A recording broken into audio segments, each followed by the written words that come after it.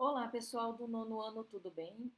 Hoje nós vamos falar então sobre as leis ponderais e vamos dividir este módulo então em três partes aí para não ficar tão extenso para vocês, beleza?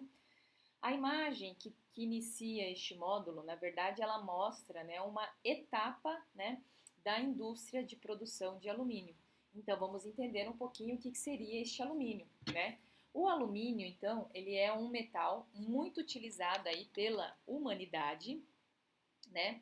Com usos que vão desde a produção de embalagens, né? Simples embalagens, carros, ou seja, estruturas mais complexas, aeronaves e até na construção civil. Olha que bacana, então, a diversidade que a gente tem, né? De trabalhar aí com este elemento. Ele é obtido, então, a partir da alumina, substância então obtida, né, da bauxita, que é o principal minério, né, que a gente tem ali, o alumínio, perfeito? E aí perguntas como estas aqui de baixo, ou seja, existe uma relação entre a massa de alumina consumida e a massa de alumínio produzida, ou seja, a quantidade, né, da substância que entra é a mesma quantidade que sai para a produção do alumínio? Ou, na segunda pergunta ali, ó, é possível prever a massa de alumínio produzida a partir de uma massa conhecida de alumina? Então, perguntas como estas serão respondidas aí ao longo deste módulo, tudo bem? Então, vamos aí dar continuidade, né? Bom, partindo disto, a gente tem aqui, ó, leis envolvendo massas, é o nosso primeiro tópico. E a gente tem que entender que agora nós estamos dentro de uma área do conhecimento chamada de química. E a química, então, é a ciência ligada à investigação, né, das propriedades, né, ou seja, da constituição e das transformações da matéria. Então, esta é a finalidade da química, ou seja, investigar as propriedades, a constituição e a transformação da matéria. Nós já iniciamos esse conteúdo de química no sexto ano de vocês, tá? Quem tem dúvida, volta lá na disciplina de ciências do sexto ano, que já começa a trabalhar aí alguns conceitos envolvendo a química, a matéria, propriedades físicas e assim por diante. Então, olha lá, para a gente poder ilustrar essa definição, vamos observar aqui, ó, essa imagem, tá? Essa imagem de um copo, né, de vidro contendo aí, ó, um líquido incolor, tá? Então, o que que acontece? Com conhecimento químico, né, é possível investigar o líquido e responder perguntas como, por exemplo, quais são as propriedades físicas deste líquido, né? Que já que a gente não sabe do que é, ele é um líquido incolor. A gente pode entender, por exemplo, que o conhecimento da matéria está relacionado às suas propriedades físicas. E aí nós já trabalhamos algumas lá desde o sexto aninho de vocês. Temperatura de fusão é uma propriedade física, temperatura de ebulição, densidade, né? E assim por diante, tá? Todas elas são passíveis de serem medidas com instrumentos apropriados, ou seja, então a gente consegue medir. E aí, uma outra pergunta que a gente pode ter em mente, né, olhando essa imagem aqui, ó, é, por exemplo, qual é a constituição do líquido? Né? O que estaria ali dentro daquele líquido? Então, com base nas propriedades físicas, é possível descobrir se o líquido ele é formado apenas por uma ou por mais de uma substância, né, ou por mais de uma substância. E uma análise posterior, né, determinar o que é as substâncias que o constituem. Então, a gente consegue perceber isso. Lá no sexto ano, a gente estudou substâncias homogêneas, substâncias heterogêneas e assim por diante. Por isso que eu falo para vocês, na dúvida, voltem lá na disciplina de ciências do sexto ano, no playlist, que vocês vão ter aí o início, né, dessas informações que dão a base para a gente poder estudar química propriamente dita, ok? Ou olha lá, ainda olhando essa imagem, a gente consegue, né, então, ainda a seguinte pergunta, né? Quais são as propriedades físicas desse líquido? Então, vocês percebem que a gente fez perguntas como, né? Quais são as propriedades físicas? Quais são as propriedades físicas? É, qual é a constituição do líquido, tá?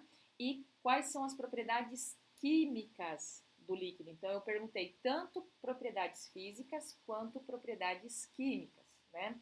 E é importante a gente ter em mente que as propriedades químicas também têm papel importante no conhecimento das substâncias e dos materiais, tá? Então, isso é muito importante a gente levar sempre essa informação junto. Então, para citar uma delas, né, pode-se investigar se o líquido incolor, ou seja, essa substância aqui dentro, sofre combustão, ou seja, se ele pega fogo. Tá? Se ele pegar fogo, ele tem uma característica. Se ele não pegar fogo, ele tem outra característica, né? Então, olha lá. Algumas propriedades físicas citadas foram estudadas lá no sexto ano. Então, na dúvida, voltem lá para a disciplina de ciências do sexto ano para rever essas informações iniciais, né? Bom, aí nós temos o seguinte, olha lá, algumas imagens, né? Nós temos a imagem da bauxita se transformando em alumina, aí em alumínio e a sua utilização. Então, vejam bem, a química nos permite desvendar a natureza da matéria e, com isso, modificá-la, possibilitando então a criação de novos materiais, assim com propriedades específicas, né, de acordo com a demanda daquela sociedade que está cada vez mais consumista, cada vez mais tecnológica. Tá? Então é isso que a gente tem que colocar em mente. Então, lembrando, ó, etapas para a produção, né, de latas de alumínio. É extraído, ó, a bauxita, que fornece a alumina, que dá origem ao alumínio, e aí o alumínio utilizado na produção aí de latas, né, de alumínio, que são aquelas latas que a gente encontra em refrigerantes, em água, em cervejas e assim por diante, né? Bom, aí nós temos essa aqui, ó, a lei da conservação das massas. Então agora a gente começa a aprofundar um pouquinho e daqui a pouco a gente vai falar desse personagem muito importante aí dentro do contexto histórico e especificamente da química que foi Lavoisier. Então, o conhecimento químico atual foi construído ao longo do tempo por meio de pesquisas e de estudos de muitos cientistas em diferentes partes do mundo. Nós temos que entender também que, com o avanço da tecnologia, com o avanço do conhecimento, né, novas coisas nós vamos descobrindo, conhecendo, né, e principalmente, né, identificando os fenômenos que são causados por elas, né. E isso vai acontecendo ao longo dos anos e em várias partes, né, do mundo. Então, a gente vai ter pesquisadores em todos os campos aí que a gente precisa, né? Que trazem aí essa evolução para a gente. Entre todos os conhecimentos adquiridos, existem aqueles considerados fundamentais, né? Por proporcionarem o quê? Grandes avanços, né? E permitirem aí a compreensão de muitos fenômenos. Então, isso é muito importante. Aí nós vamos entrar então na questão, né, das leis ponderais, que descobertas a partir de estudos que utilizam balanças, então a gente precisa ter aí uma balança, né, para saber o que entra e o que sai, podem ser consideradas entre esses conhecimentos fundamentais. Então, entre os conhecimentos fundamentais, o tópico deste módulo, que se chama leis ponderais, ele é um dos exemplos, né, desses conhecimentos fundamentais importantes que a gente precisa ter.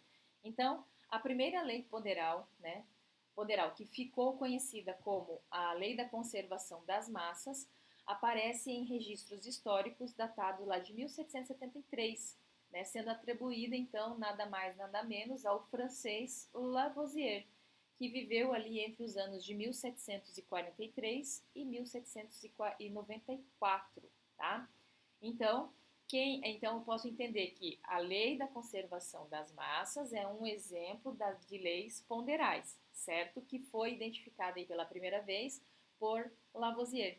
Então, é importante, né, ressaltar que este pesquisador francês não foi o primeiro a afirmar essa conservação, nem foi quem a fundamentou experimentalmente. Então, não é que ele foi o primeiro, mas ele ficou sendo um dos mais conhecidos. O químico, né, a gente teve um químico russo, né, chamado Lomonosov, que viveu um pouquinho antes ali de Lavoisier, né, e pegou uma parte da vida dele no mesmo período, mas ele nasceu um pouquinho antes, já havia registrado aí o princípio da conservação de alguns anos antes, então ele já tinha percebido isso. Só que as suas descobertas não teve impacto no restante da Europa, né, por ter sido escrita em russo e ficando restrita apenas ali à Rússia. Então a gente tem que entender que Quando a gente tem, né, uma linguagem que se espalha em outras regiões, essas informações, então, elas acabam ganhando uma maior, né, divulgação. Então, no caso dessa lei aí de conservação das massas, Lavoisier teve a vantagem de ter sido maior divulgado, mas o seu descobridor foi um russo, mas como o russo não é uma língua que é falada amplamente, então ele acabou ficando restrito ali na região da Rússia, né? Agora, voltando a Lavoisier e seus trabalhos, né? Então, os trabalhos de Lavoisier, que o apontam como esse descobridor da lei e da conservação das massas, estão relacionadas ao conhecimento do papel dos gases, principalmente do gás oxigênio, né, naquelas reações químicas, bem como o uso aí de recipientes fechados, de balanças muito sensíveis e medidas quantitativas rigorosas, ou seja, ele conseguiu fazer um registro bem delicado, bem seguro, né, para poder ter aí o registro da conservação das massas. Então essa foi uma das vantagens de Lavoisier.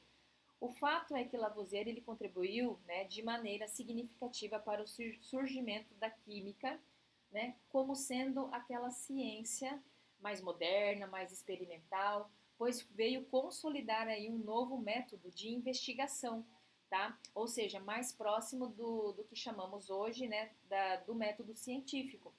Volto novamente. O termo método científico já foi trabalhado lá no sexto ano, no comecinho do ano letivo, né, daquele período onde a gente conheceu as etapas do método científico, né? Então, agora vamos conhecer um pouquinho mais sobre Lavoisier, né? Ele nasceu em 26 de agosto em 1743 em Paris.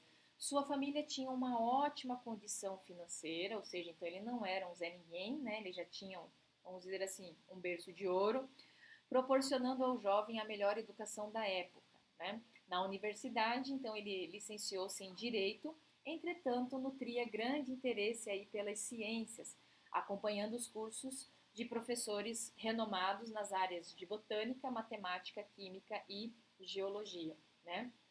Em 1764, apresentou seu primeiro trabalho à Academia de Ciências na França sobre as propriedades do gesso, né, e a tecnologia envolvida no seu uso como material de construção. No ano seguinte, a Academia abriu um concurso sobre iluminação pública, no qual Lavoisier decidiu participar, passando 6 semanas em um cômodo testando diferentes tipos de combustíveis.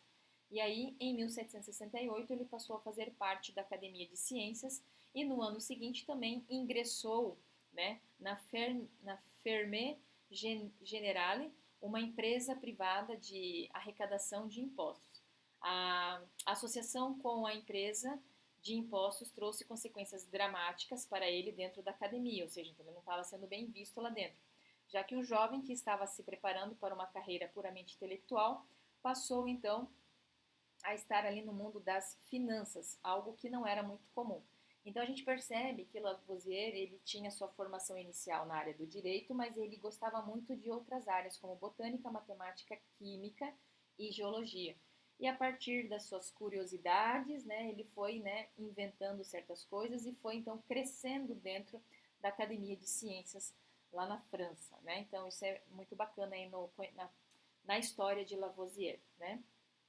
Então, aí olha lá, continuando. Após o ingresso na companhia de impostos, Lavoisier casou-se com Mary, filha de outros membros da companhia. Mary, também conhecida como Madame Lavoisier, trabalhou em conjunto com seu marido e foi fundamental na ilustração e na produção de trabalhos, tanto de obras, né, na área de química, né, química de ingleses, para que Lavoisier pudesse, né, tê-las...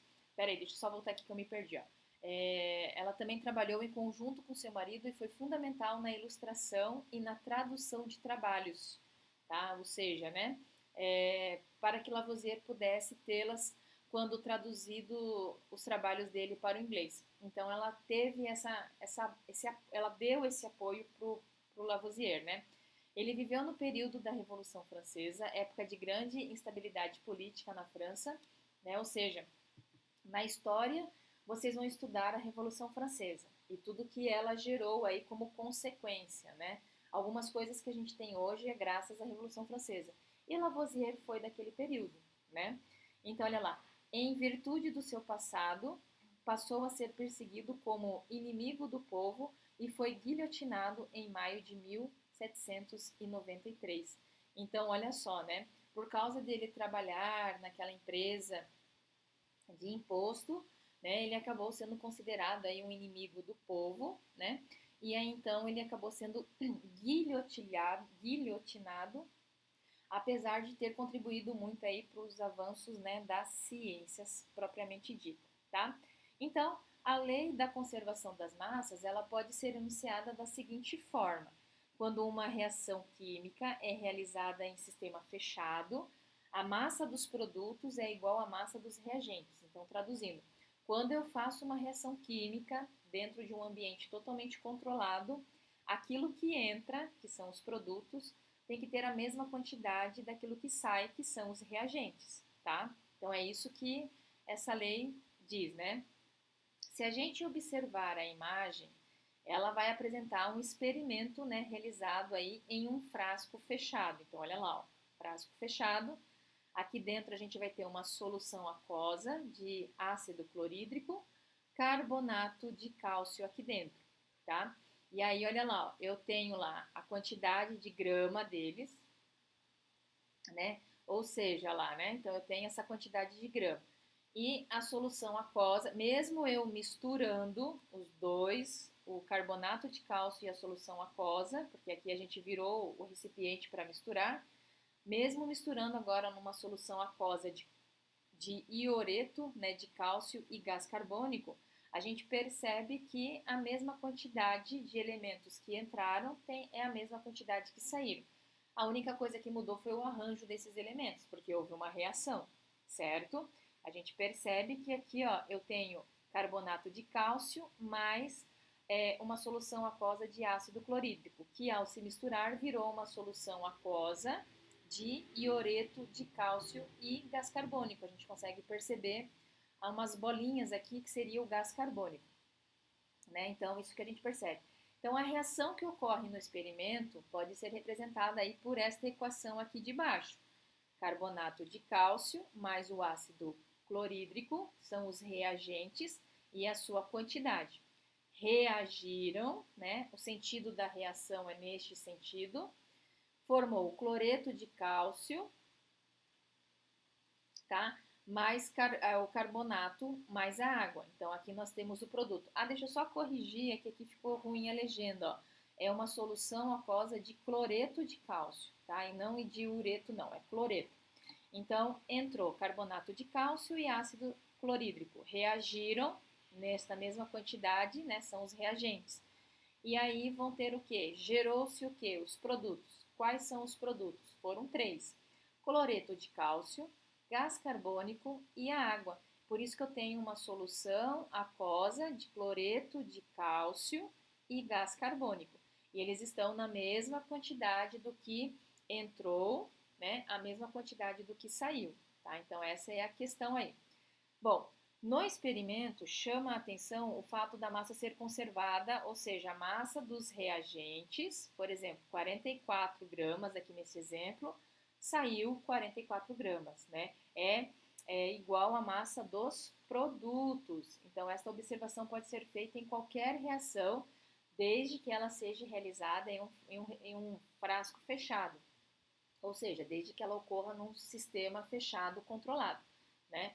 Se você fizer isso num ambiente, num sistema, num recipiente aberto, já vai ter outras interferências, né?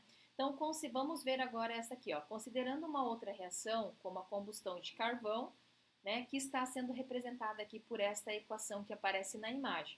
Nós temos lá 12 gramas de carvão mais 32 gramas de gás oxigênio. Carvão e gás oxigênio são os nossos reagentes, somando as suas massas, 44 gramas, certo?